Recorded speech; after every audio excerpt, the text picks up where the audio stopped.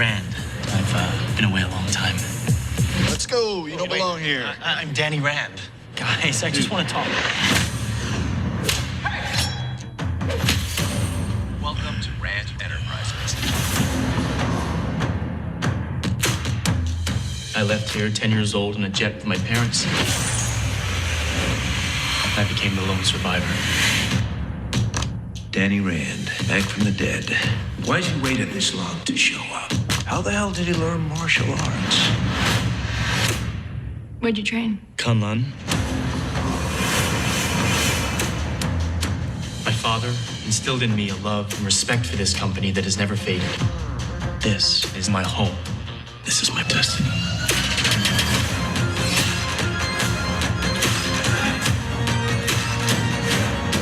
It's time. I'm going with you. No, you're not. You need me.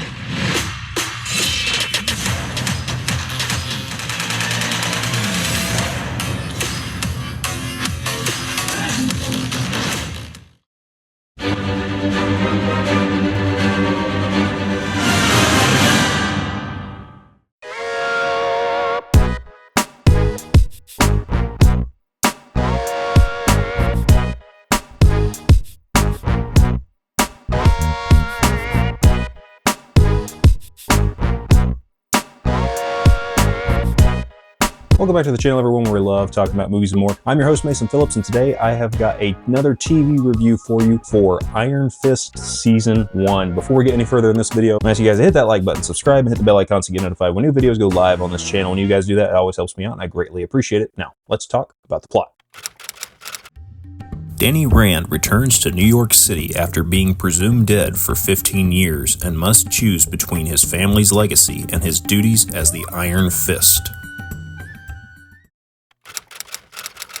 All right, so first off, why would I talk about Iron Fist Season 1? Well, unlike a lot of people, I don't think that this is actually as bad as many people have said. It's not a great season of television. There are a lot of problems with it, and I'll get into that in the mixed and negative section of the video. But I think that more people should give Iron Fist the benefit of the doubt. There actually is a lot of good in this show, whether you want to admit it or not. So let's talk about the good first. I'm going to talk about some of the cast. Jessica Henwick as Colleen Wing. She is an absolute standout in this show. Her character goes on a great arc, and she's probably the most believable in her acting and delivery in this role. And her character, so again, when I do TV reviews, I do spoilers too. So warning up front, if you haven't seen Iron Fist Season 1, watch the show and come back to this review later. If you don't care about spoilers, enjoy the rest of the video. So her character goes on this journey of being attached to the Hand, being a member of the Hand. Through most of the season, we don't know that she's a member of the Hand. It's revealed later on that she is. She is not aware of how bad the Hand actually is, and then when it's all revealed to her and how bad this organization actually is, and that there's not these different offshoots of the Hand. It's just one big organization, and her master, her sensei, Bakudo, has been warping her mind this whole time. He's been lying to her, and she comes to this realization that she cannot be against Danny. She has to be with Danny to take down the Hand. This whole show is tied in many aspects to the Daredevil show, because it was dealing with the Hand specifically in Season 2 of Daredevil, and this is all leading into the Defenders crossover with all of those early Netflix shows of Daredevil, Jessica Jones, Luke Cage, and Iron Fist. So that's kind of why I'm talking about Iron Fist here, because we're doing a lead up to Daredevil Born Again. Been covering the Daredevil show, and so I thought it was also fitting that I cover the Iron Fist show as well. And I wanted to talk about it because a lot of people don't talk about Iron Fist, and it's because a lot of people just don't like this show. At the end of the day, the show was not well loved. It was not liked, and a lot of harsh words were said about this show for good reason. I see why they were, but there is some good here. So I talked about Jessica Henwick as Colleen Wing. Her combat is probably some of the most believable in the show. Choreography is a little weak, but where she is concerned, her combat and the sword fighting, it was really good. I thought it was really well choreographed, and it was believable. It didn't feel clunky. It didn't feel sloppy. It was very fun to watch. It was entertaining, and it felt like it just flowed. Another actor I want to talk about is David Wenham, who plays Harold Meacham. I don't know if he's like an outright terrifying villain, but you know, this guy is just pure evil. You think it's because maybe stuff that warped him when he came back from the dead and the Hand resurrected resurrected him. Maybe that's the stuff that's been corrupting him. Find out he's been corrupted since day one. Before he even died, the first time, this is a guy who's died on multiple occasions, but because of what the hand did to him, he can resurrect, his body can come back. And so he can't actually die unless they say your head has to be severed from your body. That's what actually does you in. He dies on multiple occasions. The stuff does warp you, and he becomes worse and worse as the season goes on. This guy is just downright evil to his core, does not care about his children, does not care about anything in his life, really. It's just about how much power can this guy acquire. And once he realizes that he's basically immortal, at least for the time being, he really doesn't care about anybody, uses everybody for his own means. Yeah, the stuff that brought him back does warp his mind. He does go on some rage fits that he probably wouldn't do otherwise, but at the end of the day, this guy is just pure evil. And he's not the best villain of the Netflix Marvel shows. I would say Kingpin's the best. Then you got Kilgrave right under him, even like Cottonmouth, Mahershala Ali's character in Luke Cage. So I think that those villains are better than him, but he was still fun to watch. He's very charismatic. I liked seeing him on screen. I think he did really great with this. And if you recognize this actor, it's because he played Faramir in the Lord of the Rings trilogy. So that's where you'll know David Wenham from. That's where you'll recognize him from if you're wondering, where have I seen this guy before? It's probably because you watched him in the Lord of the Rings series. I thought he was a great addition to this cast. I actually think the cast overall was pretty good. Even Finn Jones. Now I'm going to talk about Finn Jones. There are some issues with his portrayal of the character, but I think that mostly comes down to the writing and the directing, because he then carries over into the Defenders. And if you know anything about the Iron Fist character from the comics, he's actually playing this character very close to the comics. He is playing this character truthfully. I think they fixed his character and adjusted him as they went on into further iterations with him in the Defenders. And then I haven't seen Iron Fist season 2, but I'm hoping they fixed him in Iron Fist season 2. But I thought his portrayal was much more improved in the Defenders. Here in Iron Fist season 1, there are some issues with his characterizations, but that is not his fault. I think that falls on the director, falls on the showrunner, falls on the writer. But give Finn Jones the benefit of the doubt. I don't think he is absolutely the worst thing about this show. Another thing I want to talk about in the good category is it feels very set in the 90s, feels very set in the early 2000s, that type of television, comic book storytelling. Sometimes that's used as an excuse for why something's not as up to par, like the Sony Marvel movies. They've said like the Venom movies feel like these 90s throwbacks. Sometimes that can be bad, sometimes that can be good. I think in this case it actually works. This show feels of a different time. It doesn't really feel like it came out in 2017 when it did. So I think that kind of serves to benefit the show rather than bring the show down, at least in my opinion, where my viewing was concerned. Another thing, I thought the music was actually pretty good. Now the intro is a little lackluster compared to the other intros like Daredevil, Luke Cage, and Jessica Jones, but I didn't think it was that bad either. I kind of like the theme to the show. There are some musical beats that come in here that I was really a fan of. Overall, I thought the show had a lot of promise, but it also had a lot of issues. There are more bad than good that comes with this show though, so let's go ahead and move on to the mixed section.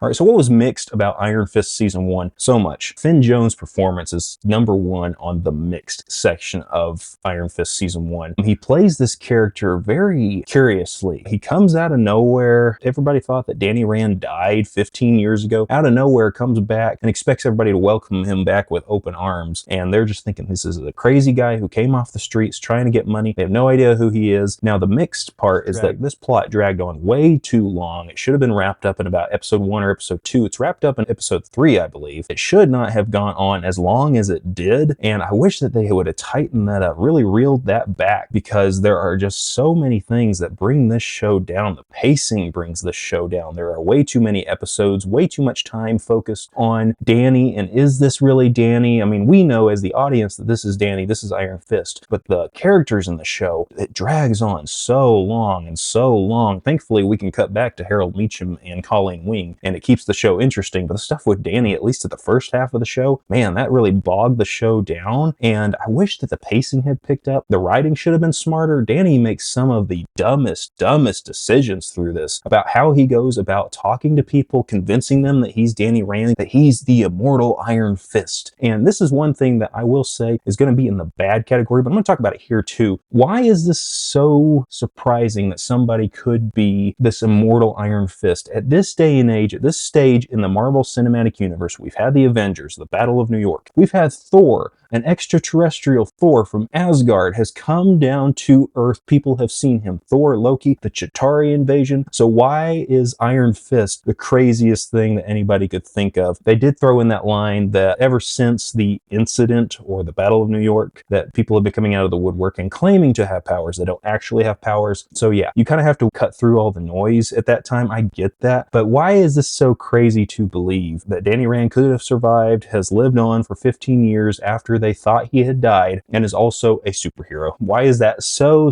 shocking? The writing in this show, very sloppy. And then again, I said, Danny makes some very dumb decisions, poor choices. Why would you come out and say all this stuff and not ease your way back in? Maybe prove your identity in a better and more constructive way. They explain that though, that it's also part of Danny's trauma. He's kind of stuck in this 10-year-old mindset, even though he's about a 25-year-old man. It's because he's dealing with all this trauma. It's kind of set him back maturity-wise. He hasn't really matured into a man. He's so stuck in the monk ways, so stuck in the ways of Kunlun that he's kind of separated himself. He's definitely separated himself from the rest of the world. So he hasn't really grown up in this world, in this setting. They kind of fixed that in The Defenders, but it was kind of problematic the way they went about that here in Iron Fist Season 1. It was very bogged down, very weird. Ward Meacham, while I do enjoy the character at times, he's so whiny. He's a jerk for most of this season. He's so awful. He does come around though at the end of the season, so I did wind up liking the character at the end of the show, but he was so dislikable for most of the run of this season. So thankfully they did turn that character around, and then Joy, she does a full flip. I didn't really like her at all throughout most of this. There were times when there was some hope for this character, but at the very end of the show, they just turn her character on a dime, basically flip her and Ward, so Ward is now on Danny's side, and Joy's off trying to figure out how to take Danny down with Davos. And Davos was, while he was an interesting addition to the show, I'm curious about how he's utilized in Iron Fist Season 2. He kind of comes in late to the season trying to convince Danny to come back to Kunlun, so that's going to be interesting how that plays out when I get to that season later. But here, I don't think it quite worked. There's a lot of good stuff here, but it's all mixed and muddled and so much messy storytelling. And some of this comes down to Scott Buck as a showrunner. He show ran not only this show, but also the Inhumans, if you remember that at all. He was not very good at doing these. Now, I don't know if this is completely on him, but he had 2 failed Marvel projects under his direction, and I've noticed that they have not brought him back for anything further in the future. I don't know if you can really trust this guy to run a show for you, but maybe he's gotten better since then, and maybe his talents are better served to direct or to write. But as a showrunner, didn't work at all. There's so much that muddles this show down. Let's just go ahead and move on to the negative aspects of Iron Fist Season 1.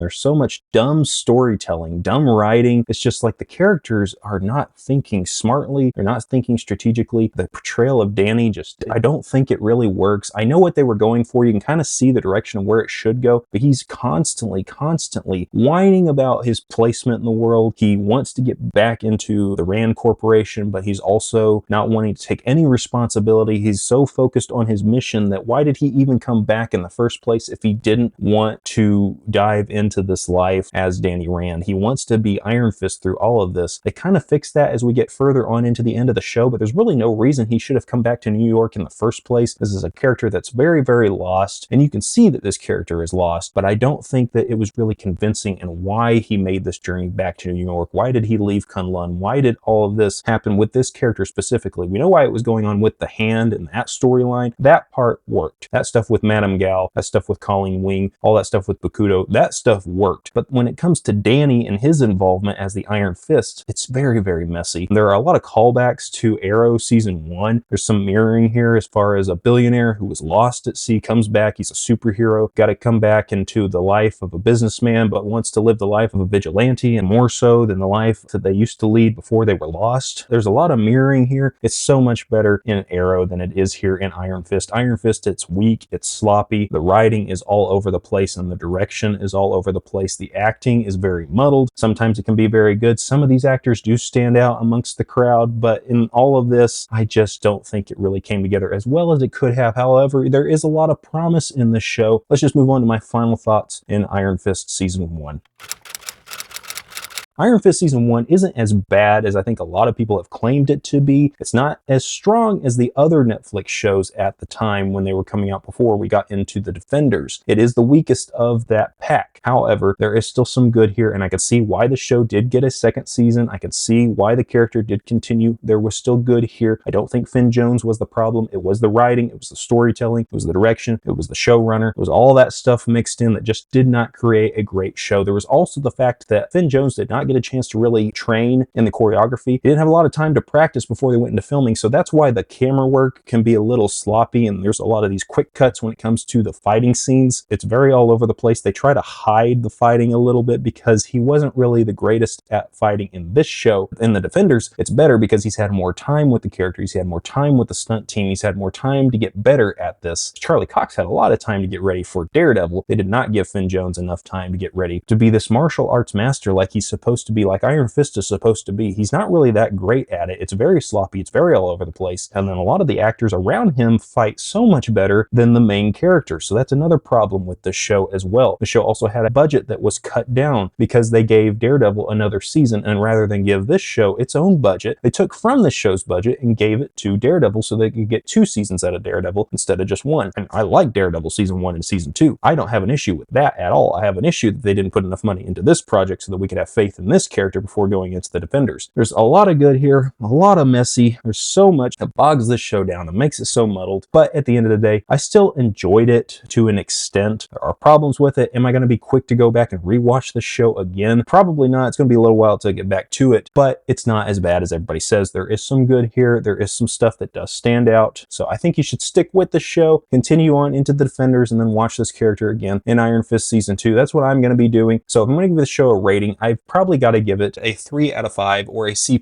on the letter scale. That's pretty average. That's very in the middle. I don't think it's completely awful. I don't think it's very good. It's just a very, very average show. And I think that's why the show was talked down on so much when it came out, because all the other shows were pretty high for the most part. Jessica Jones Season 1 was talked about very positively. Even Luke Cage Season 1, it had some issues, but it was talked about pretty positively. And both seasons of Daredevil before this were talked about very positively. But then here comes Iron Fist, and it just doesn't quite meet the same standards and the same quality that those shows did. So it just hits a very average mark. That's my thoughts on Iron Fist Season 1, guys. If you've seen this show, go down in the comment section and let me know what you thought of Iron Fist Season 1. I'd love to hear from you. Before you go, remember to hit that like button, subscribe, and hit the bell icon to get notified when new videos go live on this channel. When you guys do that, it always helps me out, and I greatly appreciate it. Hope you all have an awesome and a fantastic day, and I'll see you in the next video.